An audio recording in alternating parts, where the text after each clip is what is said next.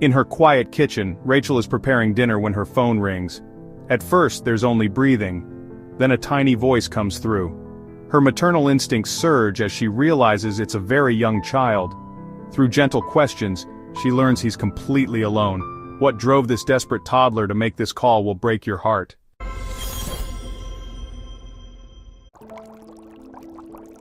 The steam rises from a pot of pasta as Rachel stirs dinner in her suburban kitchen. The evening routine is interrupted by her phone ringing, an unknown number. She almost lets it go to voicemail, but something makes her answer. The line crackles with silence at first, broken only by soft breathing. Then comes a whispered plea that stops Rachel's heart, a tiny voice asking for food. 20 years of teaching elementary school has taught her to recognize when a child needs help, and every instinct tells her something is terribly wrong. Rachel keeps her voice steady and gentle as she questions the child, though her heart races with growing concern. Through halting responses punctuated by long silences, she pieces together the situation. The child on the line is a young boy, no more than 3 or 4 years old based on his limited vocabulary. He's completely alone in what sounds like an empty apartment. His mother left to get medicine, a word that raises immediate red flags in Rachel's mind. The boy has no concept of time. He can't tell her if his mother has been gone for hours or days. All he knows is that the hunger in his belly has become unbearable. He hasn't eaten since the crackers ran out, and he's been drinking from the bathroom tap to fill his empty stomach. Rachel's teacher training kicks in as she maintains the conversation. She asks simple questions about his favorite cartoons, keeping him engaged while gathering crucial details. The boy's attention drifts in and out, a common sign of hunger in young children she knows from her years working in underprivileged schools. Sometimes he goes quiet for so long that Rachel's heart stops, fearing he's passed out or the call has dropped. With one hand still holding her cell phone in a white-knuckled grip, Rachel reaches for her landline. Her fingers tremble as she dials 911, explaining the situation to the dispatcher in urgent but controlled tones. A race against time begins as emergency services mobilize to locate this vulnerable child. The dispatcher patches in Officer Martinez, a specialist in location tracking who has helped find missing children before. The city grid appears on his screen, a maze of possibilities where somewhere a hungry child waits for help. They need more information. In a city of millions, a child's voice on the phone isn't enough to narrow down the search. Rachel guides the boy to his window, keeping her voice light as though they're playing a game. The first vital clue comes when he mentions a large yellow McDonald's sign glowing in the distance. Officer Martinez immediately starts mapping every McDonald's location in the city. Then comes another crucial detail. The boy mentions the loud trains that pass by, making his windows shake. The search area narrows as the dispatcher cross-references McDonald's locations near railway tracks. 8 possible locations emerge, but they need more.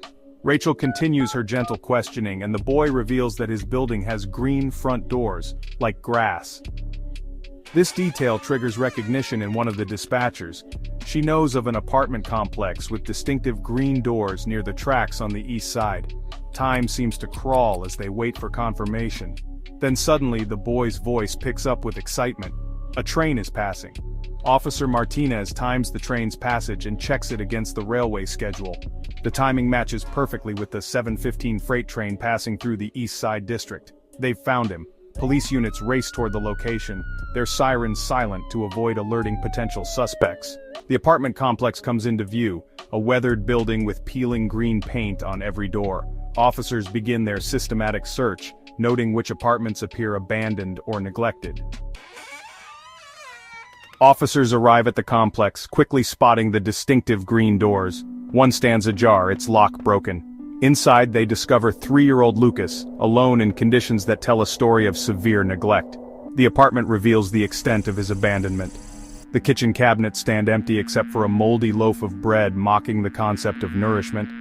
The refrigerator holds nothing but expired condiments and empty promises. Watermarks around the bathroom sink show where Lucas would drink from the tap to quiet his hunger pangs. He stands in threadbare pajamas, clutching a broken phone, his desperate attempt to copy his mother's actions of ordering food. The TV plays endless cartoons, serving as his only companion during long hours of solitude. But it's his bedroom that tells the most heartbreaking story, walls covered in crayon drawings of food, a child's desperate chronicle of unfulfilled needs. The investigation uncovers a pattern of calculated neglect spanning months, each detail more heartbreaking than the last.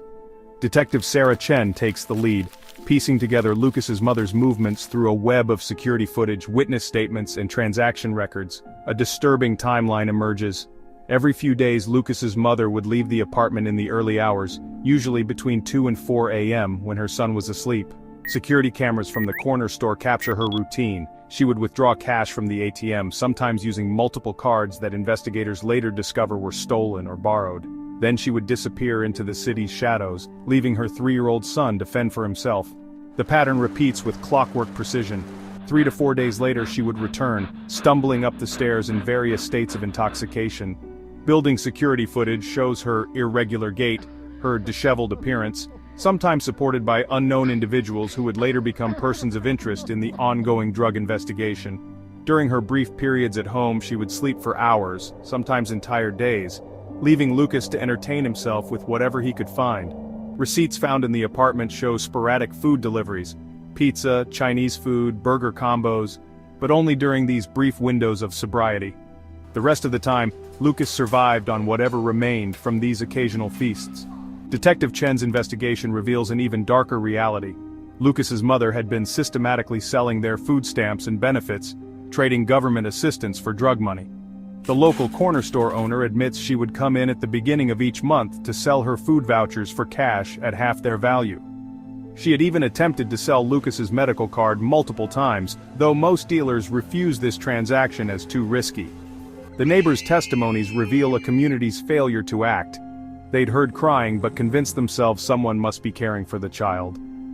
They'd seen his mother occasionally and assumed everything was fine. They didn't realize she was leaving him with barely enough to survive, sometimes just a few crackers and some water. Lucas had adapted to survive in ways no child should have to learn. He'd become expert at being quiet, at rationing what little food he had, at entertaining himself for days on end.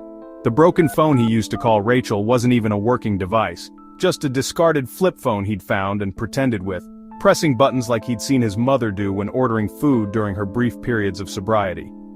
24 hours before Lucas's desperate call, his mother had left again. She'd promised to bring back food, but instead took his medical card to exchange for drugs. When police located her, she was attempting to buy illegal substances, her son's hunger a distant concern in her drug-addled mind. The random numbers Lucas pressed that day led him to salvation. Child Services placed him with his grandmother, who had long suspected abuse but had been repeatedly turned away at the door. His mother now faces criminal charges and mandatory rehabilitation, while Lucas begins the long journey of learning what safety feels like. Rachel maintains regular contact, bringing not just meals but the consistency Lucas never had. Social workers observe his slow transformation as he learns that food doesn't have to be earned or begged for, that adults can be trusted to return, that love doesn't have to hurt. His caseworkers note how he gradually stops hoarding food under his pillow, starts believing in regular mealtimes, begins to trust that tomorrow will bring another breakfast. The broken phone that once symbolized his desperation now sits in an evidence locker, a reminder of how a child's random call for help changed everything. But the connection it created between a lonely boy and a caring stranger proved stronger than any addiction. In his new home, surrounded by stability and love, Lucas is learning to be a child again, one meal, one day at a time. And you, what would you do if you received such a call? Would you know how to help a child in danger?